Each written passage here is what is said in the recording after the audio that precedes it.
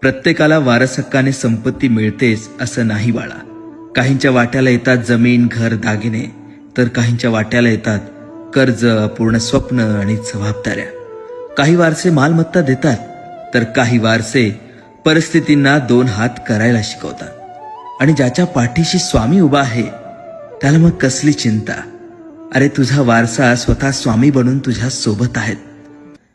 सगळं मिळेल. योग्य वेळेची वाट पहा आणि स्वामींवर नितांत विश्वास ठेव.